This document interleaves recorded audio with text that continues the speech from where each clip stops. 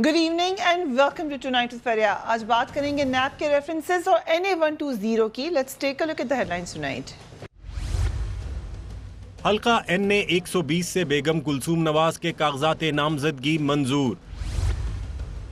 नैब में साबिक वजीर आजम नवाज शरीफ और उनके बेटों की तलबी। JIT रिपोर्ट का वॉल्यूम 10 नैब ने हासिल कर लिया। नवाज शरीफ मुजरिम हैं, उनका साथ नहीं देंगे, आसिफ अली जरदारी का दो टोक जवाब। क्या पीपल्स पार्टी और मुस्लिम लीग नून के दरमियान मुफाहमत का इम्कान खत्म हो चुका है? मेरी जमहूरियत के साथ दोस्ती थी। मियाँ साहब के साथ तो कभी मैं ना पाए खाता हूँ ना मैं। पूछेंगे वजीर मुमलिकत कैड तारिक फजल चौधरी से, तहरीक इंसाफ के रहनुमा एजाज चौधरी और पीपल्स पार्टी की रहनुमा सेनेटर रुबीना खालिद से।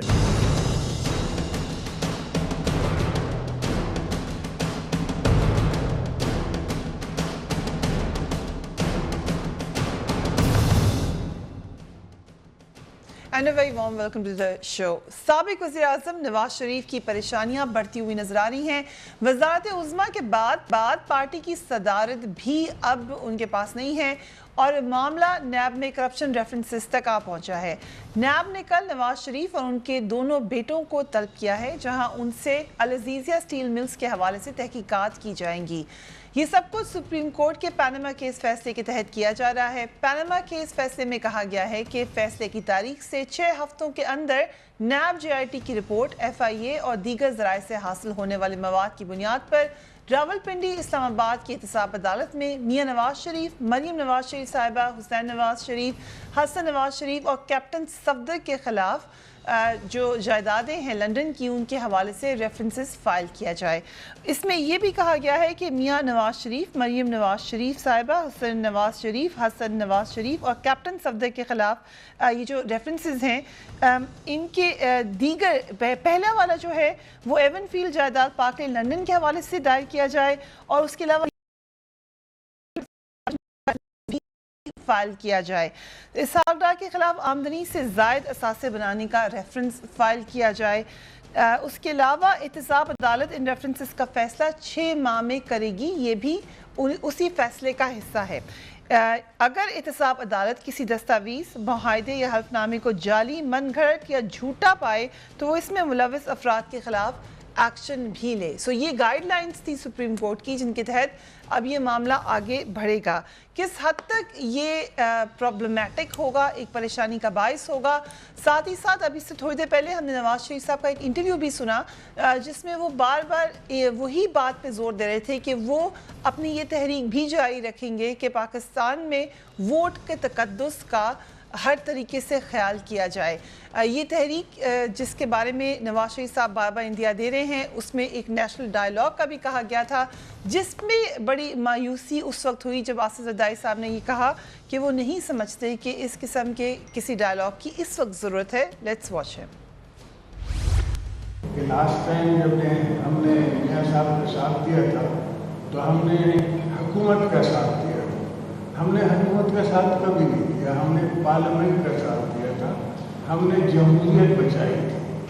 और चूंकि अब जमहूरियत को कोई खतरा नहीं है कि मैं मियाँ साहब को और मियाँ साहब के ख़ानदान को सियासत में नहीं देख रहा हूँ। I'll start with you, doctor Tariq फजल चौधरी। जो जरदारी साहब ने आज स्टेटमेंट दी है, ये कितना बड़ा सेटबैक होगा PMLN के लिए? क्योंकि नवाज शरीफ साहब तो यही चाह रहे थे कि एक नेशनल कंसेंसस हो, नेशनल डायलॉग हो। अब से थोड़ी देर पहले जो उनका इंटरव्यू आपने भी देखा होगा, उसमें भी उन्होंने ये कहा कि चार्टर ऑफ डेमोक्रेसी में हमने कभी कोई गड़बड़ नहीं की, मैं उस पर कायम रहा हूँ, मीनिंग कि शायद दूसरी तरफ से उसकी पासदारी नहीं की गई। हाँ, बिस्मिल्लाहिर्रहमानिर्रहीम। बहुत शुक्रिया मैडम फरिया।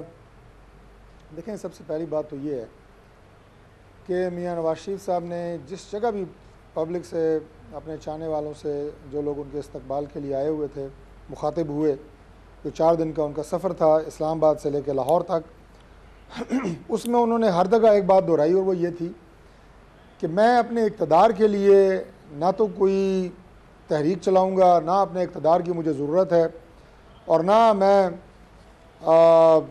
اپنے اقتدار کی کسی سے بھیک مانگ رہا ہوں، نہ مانگوں گا. میں بات کر رہا ہوں ووٹ کے تقدس کی اور اس بات کی کہ اگر آپ مجھے ووٹ دیتے ہیں تو اس کا احترام ہونا چاہیے، یعنی آپ کے مینڈیٹ کا احترام ہونا چاہیے. اور بنیادی طور پہ ظاہر ہے ہر پارٹی مینڈیٹ لے کے ہی اسمبلیوں میں آتی ہے اور اس مینڈیٹ کے احترام کی انہوں نے بات ہر جگہ کی. سی او ڈی کا جہاں تک تعلق ہے، انہوں نے کہا کہ میں چارٹر آف ڈیموکریسی پہ میں آج بھی کھڑا ہوں، اور جہاں جہاں اس مینڈیٹ کی احترام کی بات ہوگی، جمہوریت کی بات ہوگی، میں اس کا ساتھ دوں گا. اور یہ ساری باتیں چارٹر آف ڈیموکریسی کا حصہ ہے، تو لہٰذا میں اس چارٹر پہ آج بھی کھڑا ہوں. تیسری بات جو آپ نے زرداری صاحب کا انٹرویو دکھا کے کہی، دیکھیں سیاست میں کوئی چیز بھی حرف آخر نہیں ہوتی. اگر ہم پاکستان پیپلز پارٹی سے کوئی ایسی چیز ہم نے مانگی ہو یا مانگنے جا رہے ہوں جس میں ہماری ذات کا فائدہ ہو، میاں نواز شریف کا ذات کا فائدہ ہو، ہماری جماعت کی ذات کا فائدہ ہو، ہمیں اقتدار میں رکھنے کے لیے اگر ان کے ووٹ کی ضرورت ہو اور ہم ان کے پاس جائیں، وہ قطعی طور پہ ایک اور بات ہے.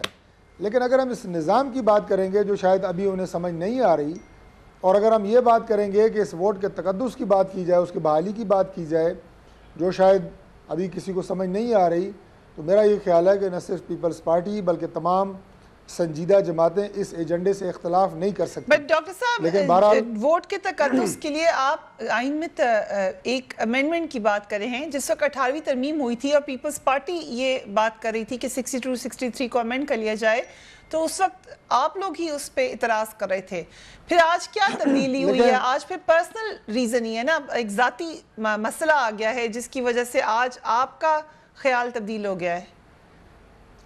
دیکھیں گزارش یہ ہے کہ جب بھی میاں صاحب دوبارہ میں کہوں گا کہ وہ مخاطب ہوئے، اور بالخصوص لاہور میں جب وہ ایک بہت بڑے اجتماع سے خطاب کر رہے تھے، تو اس وقت بھی انہوں نے یہ بات یعنی ایک برسبیل تذکرہ اور اس انداز سے کہی کہ بہت ساری آپشنز موجود ہیں جو ہم اس نظام میں اگر کوئی خلل پڑتا رہا ہے اس کو دور کرنے کے لیے اور مستقل بنیادوں کے اوپر ایک ایسا نظام. اب مجھے تو مثال دیتے ہوئے بھی میں سمجھتا ہوں کہ بحیثیت ایک پاکستانی مجھے مثال بھی نہیں دینی چاہیے، یا مجھے تھوڑی خفگی محسوس ہوتی ہے جب میں یہ کہوں کہ آپ انڈیا کا نظام دیکھیں کتنا مضبوط ہو چکا، بنگلہ دیش ہم سے الگ ہوا، اس کا نظام کتنا مضبوط ہو چکا. ہم آج بھی اس نظام کی مضبوطی اور ووٹ اور اس کے تقدس کی بات کر رہے ہیں 70 سال کے بعد. تو انہوں نے جب یہ بات وہاں پہ کی تو انہوں نے کہا کہ ممکنات میں ایسا ہے کہ ہم یہ راستہ اختیار کر سکتے ہیں. انہوں نے آئینی ترمیم کی، وہ کیا ہوگی، کیا کریں گے، اس کی کوئی انہوں نے دو ٹوک بات نہیں کی کہ ہم یہ آئینی امینڈمنٹ کرنے جا رہے ہیں اور اس کانسٹیٹیوشنل امینڈمنٹ کے لیے ہمیں فلاں جماعت کی سپورٹ درکار ہے. ایسی کوئی بات نہیں ہوئی. انہوں نے کہا کہ ہر ممکن طریقے سے ہم کوشش کریں گے کہ ہم جس نظام کی بہتری کی بات کر رہے ہیں. روبینہ خالد صاحب ابھی ہمارے ساتھ موجود ہیں. I'll ask her کہ زرداری صاحب نے جو آج کیٹیگوریکل سٹیٹمنٹ دیا اس کی کیا ہم دیکھیں گے کہ کس حد تک اثر انداز ہوگا نواز شریف صاحب کا جو یہ کہنا ہے کہ وہ نظام تبدیل کرنا چاہتے ہیں. After break keep watching tonight فیریا.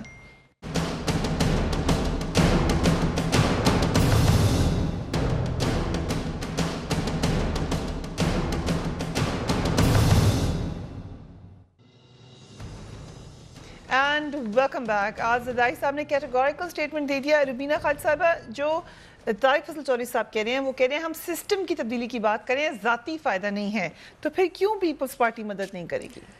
دیکھیں پہلی بات یہ ہے کہ آپ جو کہتے ہیں وہ آپ کریں تو پھر بڑا وہ ہوتا ہے. اگر آپ کی قول اور فعل میں فرق ہے، اور مسلم لیگ کے قول اور فعل میں بڑا کلیئر فرق ہے. زرداری صاحب جو بات کر رہے ہیں وہ بالکل ٹھیک کر رہے ہیں. ہم نظام کو ضرور بچاتے ہیں، اور نظام کو 2014 پہ ہم نے ثابت کیا کہ ہم نے نظام بچایا. ہم اس وقت بھی میاں نواز شریف کو یا نواز لیگ کی گورنمنٹ کو نہیں بچا رہے تھے، ہم اس نظام کو بچا رہے تھے. لیکن اس نظام کو اس جو خطرہ ہے وہ ان سے خود ہے. اگر انہوں نے اس پارلیمنٹ کو وہ اہمیت، وہ توقیر دی ہوتی جو اس کی ہے، تو آج ان کو روڈز پہ آ کے یہ باتیں نہ کرنی پڑتی. یہ جو پچھلے 4-5 سال سے جب سے ان کی گورنمنٹ ہے، انہوں نے پارلیمنٹ کو بالکل ایسے رکھا جیسے ایک سیکنڈری پوزیشن پہ. ہمیشہ جو معاملات کیے پارلیمنٹ سے باہر کیے. دیکھیں جو وزیر اعظم پارلیمنٹ میں آ کے بیٹھے ہی نہیں تو وہ پارلیمنٹ کی سٹرینتھ کو کیسے ایکسپیکٹ کر سکتا ہے کہ ان کے ساتھ وہ پارلیمنٹ کی سٹرینتھ ہوگی. تو میں یہ سمجھتی ہوں کہ مسلم لیگ جو ہے، نواز لیگ جو ہے، انہوں نے خود اپنے آپ کو اس پوزیشن تک پہنچایا ہے اور اب اس پوزیشن پہ پہنچا کے یہ باتیں جو ابھی وہ کریں وہ بڑی سپرفیشل ہے. 62-63 کی اگر امینڈمنٹ کی بات ہو تو پیپلز پارٹی کہاں کھڑی ہوگی؟ بالکل دیکھیں 62-63 کے اوپر تو ہمارا موقف بڑا کلیئر ہے. 18th امینڈمنٹ کے وقت بھی ہم نے کہا کہ اس کو جو ہے اس میں ہونی چاہیے امینڈمنٹ, تب بھی یہ خود جو تھے اس کے مخالف تھے.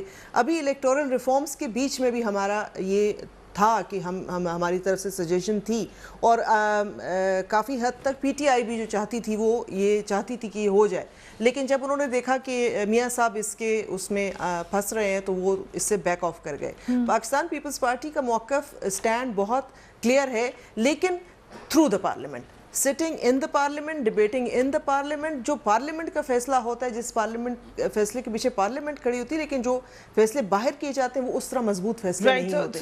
وی would like to debate on it. یہ تو ہماری لیڈرشپ نے بڑا کہ ہم اگر بات کریں گے ہم پارلیمنٹ کے بیچ میں کریں گے اور اس کے اوپر ڈیبیٹ کریں گے, اس کے پروز اور کونس کو دیکھیں گے, اس کے اچھا اور برے جو وہ رکھیں گے اپنے سامنے. So you are open to debate on 62? بالکل جی, ڈیبیٹ تو ہونی چاہیے اس پہ. دیکھیں یہ تو ہم منافقت تو نہیں کر سکتے کہ کل تک ہم جو کہہ رہے تھے چیز ٹھیک نہیں ہے, آج کیونکہ میاں صاحب اس کے زد میں آ گئے تو ہم کہیں جی بہت اچھی چیز ہے. چیز جو ہے ہم پاکستان پیپلز پارٹی ابھی بھی کہہ رہی ہے کہ یہ چیز ٹھیک نہیں ہے, لیکن اس پہ ہم ڈیبیٹ جو ہے پارلیمنٹ کے اندر کریں گے, پارلیمنٹ میں بیٹھ کے کریں گے اور پارلیمنٹ کی مرضی سے کریں گے. رائٹ.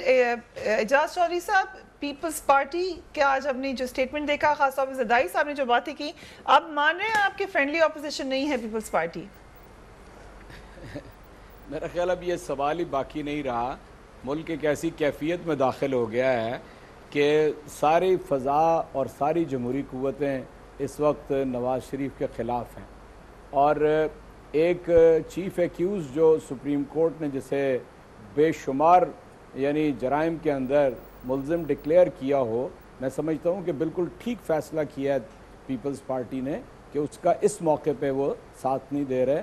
اور میں اس کی تائید کرتا ہوں کہ اپوزیشن, یہ صرف اپوزیشن نہیں, ہر ایک کے سوچنے کا وقت ہے. خود جو ان کے پارلیمنٹ کے ممبران ہیں, یعنی کبھی ان سے الگ سے ملاقات ہوتی ہے تو ان ساری باتوں کو تسلیم کرتے ہیں اور کہتے ہیں کہ یہ بہت خراب ہوا ہے جو کچھ پچھلے 1-1.5 سال کے اندر میاں صاحبان کی اور یہ شریف فیملی کی ساری کرپشن ایکسپوز ہوئی ہے. تو بہت سارے لوگ اندر بھی ایسے ہیں کہ جو اس کو درست سمجھتے ہیں.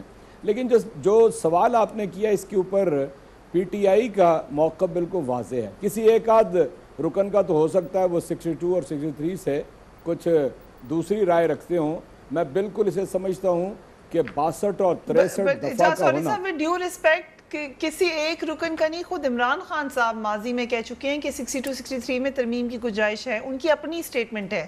اب تو وہ کہہ رہے ہیں کہ وہ ڈٹ جائیں گے اس کے بارے میں. میرے علم میں ایسی کوئی سٹیٹمنٹ نہیں ہے ان کی کہ جس میں 62 اور 63 کو وہ تبدیل کرنا چاہتے ہوں.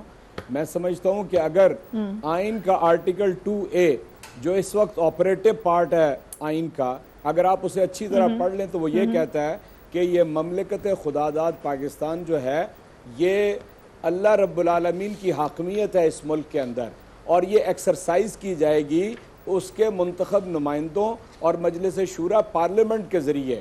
تو میں سمجھتا ہوں کہ جو اللہ کے نائبین ہیں, منتخب ہو کے پارلیمنٹ میں آتے ہیں, ان کا صادق اور امین ہونا اس آئین کے بنیادی ڈھانچے کے حوالے سے میں سمجھتا ہوں کہ اگر اس کو کوئی چھیڑے گا تو آپ the overall framework of the constitution would be at hit. اس کو نہیں چھیڑا جا سکتا. ایک بات. دوسرا, دنیا کے سارے مغربی ممالک اور سارا یورپ جو اس وقت ترقی یافتہ کہلاتا ہے, وہاں پہ رائٹیس اور سیگیشیس ہونا لازمی قرار دیں, اور یہ پاکستان ایسا مجبور اور مقہور ملک ہے کہ یہاں پر صادق اور امین نہیں ہونا چاہیے. یہ ہر آدمی کے لیے نہیں ہے, یہ صرف اس کے لیے ہے جو یہ دعویٰ لے کے اٹھے کہ اس نے پارلیمنٹ میں جانا ہے اور نظام حکومت کو سنبھالنا ہے. یہ کسی دوسرے فرد کے لیے نہیں ہے. تو میں یہ سمجھتا ہوں کہ ان لوگوں کو کہ جو یہ کلیم کریں کہ وہ نظام حکومت, نظام مملکت چلانا چاہتے ہیں, انہیں تو صادق اور امین ہونا لازم ہے. میں تحریک انصاف میں بالکل واضح طور پہ اس موقف کا ہوں, اور میں نہیں سمجھتا کہ کوئی تحریک انصاف میں ایسا ہے. تیسری بات, یہ جو وقت ہے کہ الیکشن ایئر شروع ہو چکا ہے. فریہ ایک بات میری مکمل ہو جائے. الیکشن ایئر شروع ہو چکا ہے اور ملک میں ایک بالکل مختلف فضا ہے اس وقت. نہیں آپ اندازہ لگا سکتے کہ اکثریت کی کیا رائے ہے اور کیا بات چل رہی ہے یہاں پہ ملک کے اندر. آپ کے ملک کے جو وزیر اعظم تھے وہ نااہل ہو چکے ہیں اور he is facing serious charges of corruption, money laundering, perjury, forgery and all that. اس لیے میں نہیں سمجھتا کہ یہ کوئی مناسب وقت ہے آئین کے اوپر بحث کرنے کا. الیکشن ہو جائیں گے, اس کے بعد سب کو اختیار حاصل ہے, پارلیمنٹ کو امینڈمنٹ کا بھی اختیار حاصل ہے, اس وقت سب باتیں کر لیں گے. اس کے اگینسٹ ہے اور ٹائمنگ از ناٹ رائٹ. میں نے نہ کبھی پی ٹی آئی کے کسی کو سنا اور نہ چیئرمین نے 62-63 کے خلاف کبھی بات کی ہے. ابھی تو خان صاحب یہی کہہ رہے ہیں, ہمارے کافی سارے ریکارڈنگز ہیں جس میں وہ کہہ رہے ہیں 2007 میں جب ایم کیو ایم ان کے خلاف گئی تھی 62-66 کہی ہے انہوں نے. میں آپ کو سنا چلا دیں وہ پروڈیوسر صاحب کو اگر مل جائے ورنہ میں آپ کو بعد میں بھجوا دوں گی. میرے علم میں نہیں ہے, میں جب سے تحریک انصاف میں آیا ہوں, اب تبدیل ہو گیا, میں جب سے تحریک انصاف میں آیا ہوں ایسی کوئی بات کبھی نہیں ہوئی ہے. چلیں پروڈیوسر صاحب سے ریکویسٹ کر لیتی ہوں اگر وہ اتنے ایفیشنسی دکھا سکیں کہ ابھی ہمیں کوئی دکھا سکے تو میں دیکھوں گا, پھر میں بات کروں گا اس کے اوپر.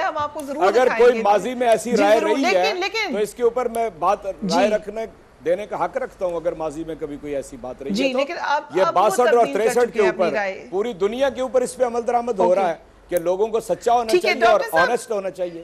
ٹھیک, ٹروتفل اینڈ آنیسٹ. NA120 سے ٹھیک NA120 سے کلثوم نواز صاحبہ کے پیپرز اب منظور ہو گئے ہیں, جبکہ یہ خیال تھا کہ شاید جو آپ کا ایک پوائنٹ آف ویو اس وقت نظر آ رہا ہے کہ کوئی سازش ہو رہی ہے, روکنے کی کوشش کی جا رہی ہے. آج جب پیپرز ہو گئے منظور تو کیا یہ تھیوری تھوڑی سی ویک نہیں لگتی کہ کوئی روکنے کی کوشش کر رہا ہے, کوئی زبردستی کر رہا ہے کہ شریف فیملی کے خلاف کیسز بنائیں یا ان کو باہر نکالیں سیاست سے؟ دیکھیے فریہ, گزارش یہ ہے کہ جب یہ بات کی جاتی ہے تو میرا یہ خیال ہے کہ آپ میڈیا کے لوگ یا اور بھی لوگ اس کو اس طرح سمجھتے ہیں کہ ہم فنگر پوائنٹنگ کر رہے ہیں کسی ایک یا دو یا چار یا 6 افراد کے خلاف یا کسی واحد ایک ادارے کے خلاف. میاں نواز شریف نے جو بات کی ہے, جب انہوں نے یہ کہا کہ 18 وزراء اعظم پاکستان کے گزرے ہیں اور ایک نے بھی اپنا ٹینیور پورا نہیں کیا, تو یہ میرا خیال ہے کہ لمحہ فکریہ ہونا چاہیے ہر پاکستانی کے لیے کہ وزیر اعظم کا جو طریقہ انتخاب ہے وہ تو ایک ہی ہے, ووٹ لے کے آتا ہے. اور اگر 18 وزیر اعظم ایک کے بعد دوسرا آئے اور وہ اپنا ٹینیور پورا نہیں کر سکے تو یہ لمحہ فکریہ تو ہے. اب اس میں اگر آپ یہ کہیں کہ آپ کسی ایک ادارے کی بات کر رہے ہیں تو ایسی بات نہیں ہے جو آپ نے سوال کیا. بڑے ادب کے ساتھ یہ جو ٹینیور پورا نہیں کر سکے اس میں پھر الزام پی ایم ایل این پہ بھی لگتا ہے کہ آپ لوگوں نے ٹینیور پورا کرنے دیا. ایک وجہ تو نہیں تھی ٹینیور پورا کرنے کی, مختلف وجوہات تھیں. اس میں آپ کسی پہ فنگر پوائنٹنگ جب کر رہے ہیں تو کیا اپنے آپ پہ بھی کر رہے ہیں؟ کس کو کہہ رہے ہیں آپ خود ہی بتا دینا. آپ کہہ رہے ہیں کہ ہمیں غلط سمجھ رہے ہیں. میرا تو خیال یہ ہے کہ آپ نے جو میں نے بات کی ہے میرے موقف کی تائید میں آپ بولی ہیں, جو سوال آپ نے کیا ہے آپ نے میرے موقف کی تائید کی ہے.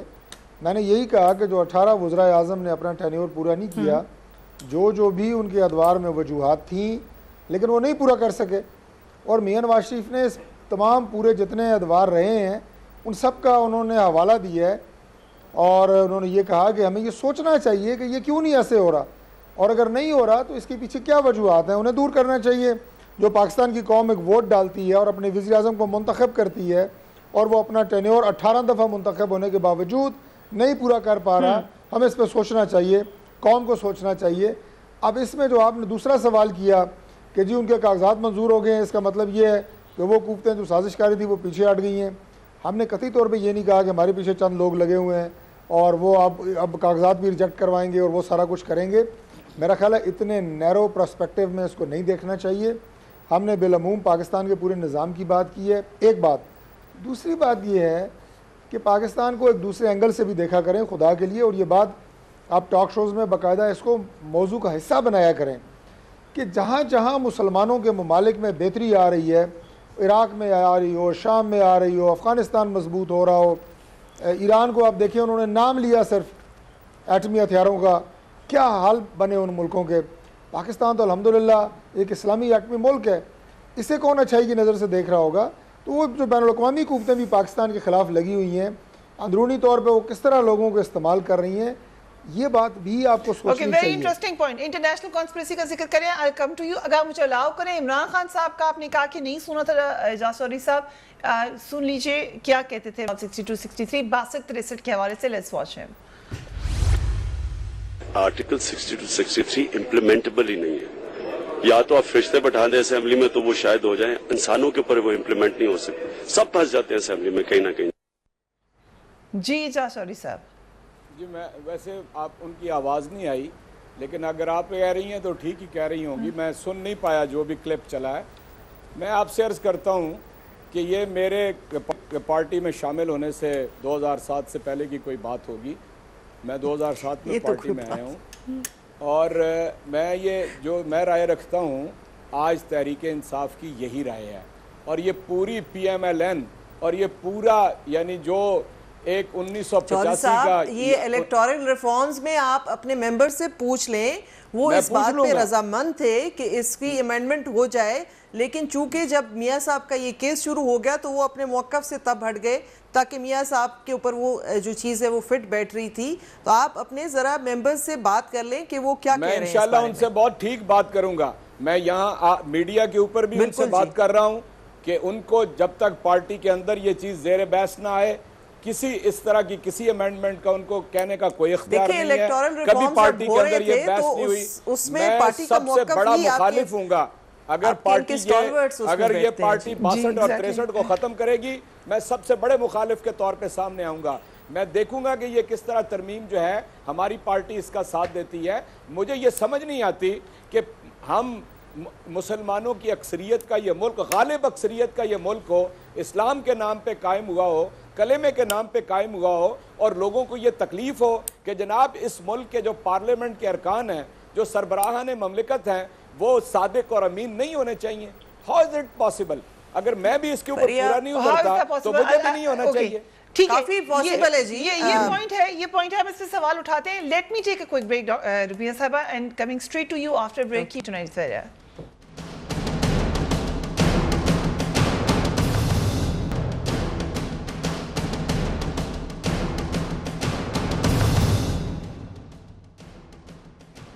And welcome back. آرٹیکل 62-63 کی بات ہو رہی ہے. پی ٹی آئی کی ہی ایک ممبر پہلے رہ چکی ہیں, استعفیٰ دے دیا آپ, لیکن سیٹ سے استعفیٰ نہیں دیا عائشہ گل الہی صاحبہ نے, جو کہتی ہیں کہ پی ٹی آئی کے چیئرمین کو اس آرٹیکل کے اوپر ڈسکوالیفائی ہو جانا چاہیے. آج اسمبلی میں آئیں تو ایک ٹریڈیشنل میل ٹربن انہوں نے پہنی ہوئی تھی, آپ فوٹیج دیکھ سکتے ہیں, اور کہہ یہ رہی تھی کہ کیونکہ میں ایک مافیا کا سامنا کر رہی ہوں, اس لیے مجھے اپنی حفاظت کے لیے ضروری ہے کہ میں اس طریقے سے نظر آؤں, یعنی ایک مرد کی طرح شاید نظر آؤں. آئی ڈونٹ نو ایگزیکٹلی کیا عائشہ گل الہی صاحبہ آج میسج دے رہی تھیں, مگر بات وہ بھی آرٹیکل 62-63 کی کرتی ہیں.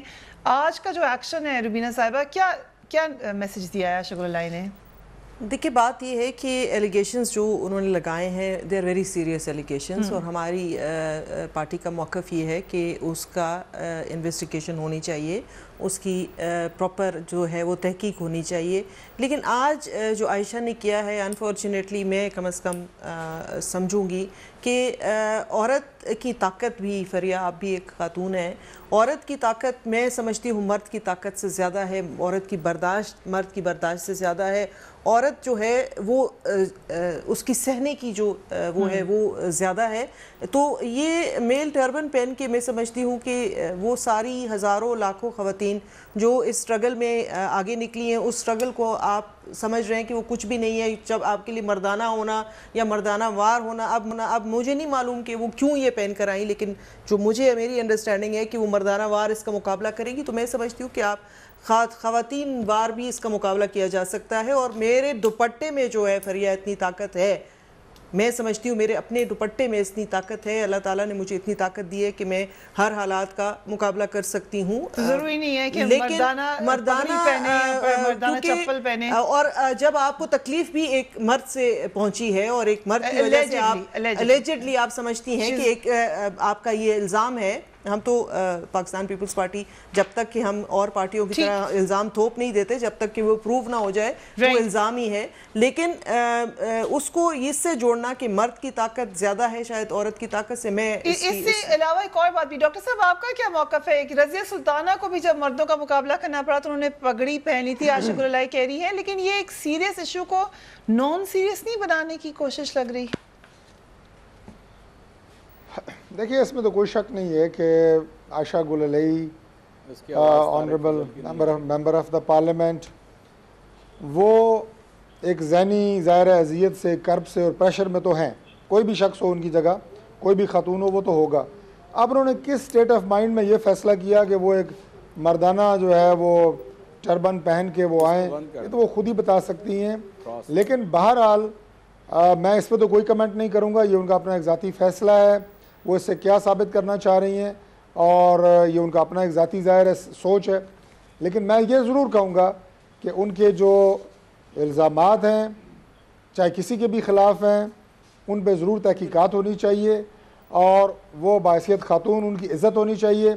اور میں نے آن اے لائٹر سائڈ، آپ دونوں آنریبل خواتین بھی اس پروگرام میں بیٹھی ہیں، ایک اینکر ہے اور ایک میری کولیگ پارٹیسپینٹ ہیں، میں نے ایک لائٹر سائڈ پہ یہ بات کہی تھی کہ وہ بچپن سے سنا کرتے ہیں کہ عورت کی سب سے بڑی دشمن عورت ہوتی ہے، تو جو پاکستان تحریک انصاف کی خواتین نے کردار ادا کیا اور جو انہوں نے صف بندی عائشہ گل علیہ کے خلاف تحریک انصاف کی خواتین نے کی وہ مردوں نے بھی نہیں کی، ساری کی ساری نکل آئیں، کوئی اسلام آباد پریس کانفرنس کر رہی ہے، کوئی پشاور کر رہی ہے، کسی ایک خاتون نے یہ نہیں کہا اس کی بات تو سن لو، خود چلی جاتی اس کو بلا لیتی۔ میرا صرف اتنا موقف ہے اس کی بات سنی چاہیے، انصاف پہ اس کی تحقیقات ہونی چاہیے اور اگر اس ساتھ زیادتی ہوئی ہے یا ہو رہی ہے تو اس کا مداوع ہونا چاہیے، باقی جو انہوں نے گیٹ اپ بنایا ہے وہ اس کی وضاحت خود کر سکتے ہیں۔ رائٹ، اعجاز شوری صاحب، کیا ایک تو اگر آپ کامنٹ کرنا چاہیں، جو وہ کہہ رہی ہیں کہ رضیہ سلطانہ کی طرح میں آئی ہوں اسمبلی میں، لیکن کیا بات نہیں سنی گئی عائشہ گل علیہ کی؟